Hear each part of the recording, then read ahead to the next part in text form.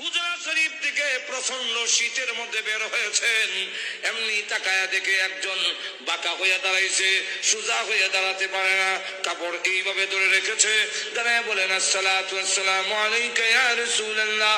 আল্লাহ নবী বলেন, কে রে তুমি এত গভীর ধ্বনিতে আমাকে সালাম দিচ্ছ? আল্লাহ নবী যে মাত্র জিজ্ঞাসা করলেন, উনি ডাকতে, হুজুর আপনি কি আমাকে চিনতে পারেন নাই? আমি আব্দুল্লাহ। আল্লাহ নবী বলেন, কোন আব্দুল্লাহ?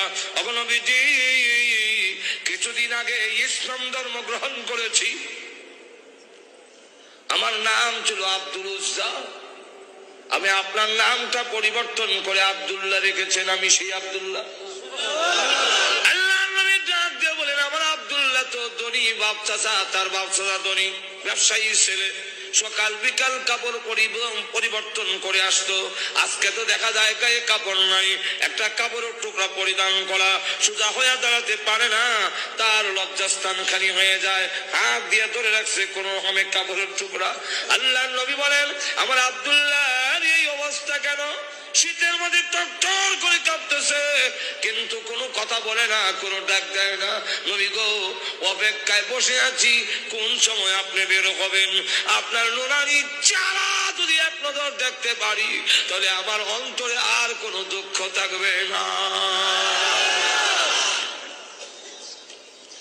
আল্লাহ নবী বলেন, কি হলো তোমার এই অবস্থা কেন?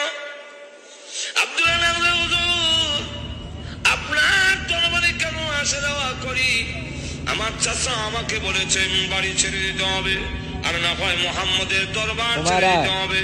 নবী গো, আমি ঘোষণা দিয়েছি, প্রয়োজন বোধে আপনার বাড়ি কেন, তামাম পৃথিবী